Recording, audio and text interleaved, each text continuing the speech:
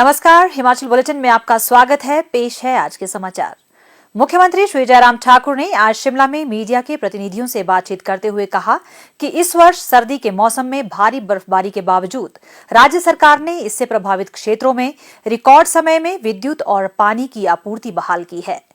उन्होंने कहा कि वाहनों का सुचारू संचालन सुनिश्चित करने के लिए बर्फबारी से प्रभावित क्षेत्रों में पर्याप्त संख्या में मशीनरी और लोग तैनात किए गए हैं। उन्होंने कहा कि पर्यटकों को किसी भी दुर्घटना से बचने के लिए सुबह के समय बर्फीले क्षेत्रों में अपने वाहन सावधानी से चलाने का परामर्श दिया गया है।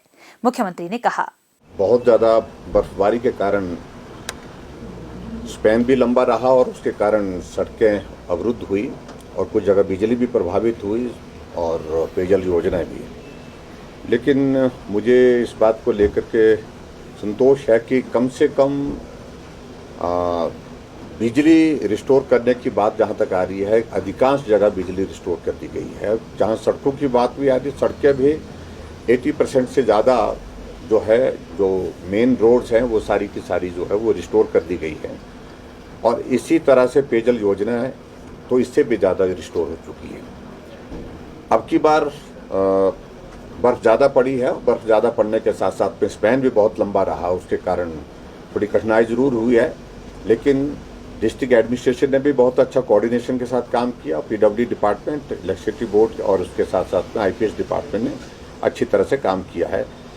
बहुत ज़्यादा फिर भी उसके बावजूद भी जहां शिमला में इतनी बर्फबारी पड़ती तो शिमला में भी 2-2, 3-3 दिन कई बार बिजली चले जाती थी, लेकिन नहीं गई। तो ऐसे में मैं कह सकता हूँ कि कोशिश हुई है। हमारा एडमिनिस्ट्रेशन तैयार था, हमारे अधिकारी कर्मचारी भी तैयार थे।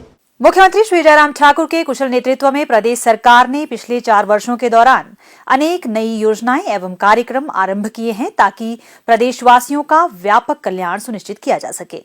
वृद्धजनों को बेहतर आर्थिक सुरक्षा प्रदान करने के लिए सरकार ने बिना आय सीमा के सामाजिक सुरक्षा पेंशन प्राप्त करने की आयु सीमा को 80 वर्ष से घटाकर 70 वर्ष किया है।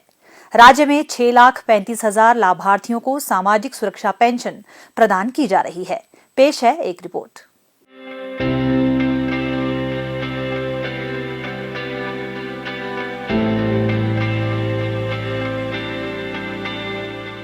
मुख्यमंत्री जयराम ठाकुर इस बात को अच्छी तरह से समझते हैं कि बुजुर्गों के कारण ही हमारा अस्तित्व है।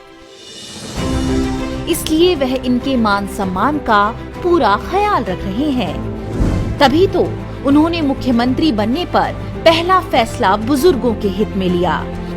इसमें उन्होंने सामाजिक सुरक्षा पेंशन की पात्रता की आयु 80 वर्ष से घटाकर 70 वर्ष कर दी। इसमें आय की कोई सीमा नहीं रखी गई। हिमाचल की करीब 90% आबादी गांव में रहती है। गांव में पले बड़े जयराम ठाकुर यह भली भांति समझते थे कि वृद्धा पेंशन के रूप में 750 रुपए की रकम गुजर बसर के लिए पर्याप्त नहीं है। इसलिए उन्होंने पेंशन की राशि को 2 गुना बढ़ाकर 1500 रुपए कर दिया। वित्त वर्ष 2017-18 में राज्य में 4,13,000 बुजुर्ग, विधवा, परित्यक्त, बेसहारा महिलाएं, दिव्यांगजन, ट्रांसजेंडर व कुष्ठ रोगी सामाजिक सुरक्षा पेंशन प्राप्त कर रहे थे। तब इस योजना में सालाना 410 करोड़ रुपए व्यय किए जा रहे थे। वर्ष 2021-22 में लाभार्थियों की संख्या बढ़कर 6,35,000 हो गई, जिससे सरकार का खर्च बढ़कर 929 करोड़ रुपए हो गया। इस साल इस मद में 1,037.72 करोड़ रुपए का प्रावधान किया गया है। पिछले 4 साल में 2,22,000 नए लोगों को पेंशन मंजूर की गई। वर्ष 2021-22 के बजट में स्वर्ण जयंती नारी संबल योजना पेश की गई थी। इसके तहत 65 से 69 वर्ष की आयु वर्ग की महिलाओं को बिना किसी आय सीमा के सामाजिक सुरक्षा के दायरे में लाने का निर्णय लिया गया था। स्वर्ण जयंती नारी संबल योजना में करीब 44,000 पात्र महिलाओं को 1,000 रुपए प्रति माह पेंशन प्रदान की जा रही है। इस मद में 55 करोड़ रुपए व्यय किए जा रहे हैं। इस प्रकार समस्त श्रेणियों के लगभग 6,35,000 लोगों को सामाजिक सुरक्षा पेंशन का लाभ प्रदान किया जा रहा है। इस तरह मौजूदा सरकार के कार्यकाल में पेंशन की सुविधा प्राप्त करने वाले लोगों की संख्या में करीब 2,22,000 का इजाफा हुआ है। सामाजिक सुरक्षा के एवज में सरकार का सालाना खर्च बढ़कर 929 करोड़ रुपए तक पहुंच गया है। हिमाचल सरकार, बुजुर्गों का बढ़ा सम्मान। राज्य सरकार ने वर्ष 2022-23 के लिए राज्य बजट तैयार करने की प्रक्रिया आरंभ कर दी है। बजट को और अधिक लोक केंद्रित बनाने के उद्देश्य से इसमें समाज के विभिन्न हितधारकों की सहभागिता तथा विचारों का समावेश आवश्यक है। इसीलिए सरकार ने आम जनता, उद्योगों, व्यापारिक तथा कृषक संगठनों से बजट के लिए सुझाव आमंत्रित किए हैं। बजट के लिए सुझाव 15 फरवरी 2022 तक budgetidea.hp@gmail.com पर ईमेल किए जा सकते हैं। इन्हें पत्र के माध्यम से अतिरिक्त मुख्य सचिव वित्त के कार्यालय को भी भेजा जा सकता है। बजट के लिए सुझाव राजस्व प्राप्ति में वृद्धि, व्यय नियंत्रण तथा अन्य संबद्ध मामलों पर दिए जा सकते हैं।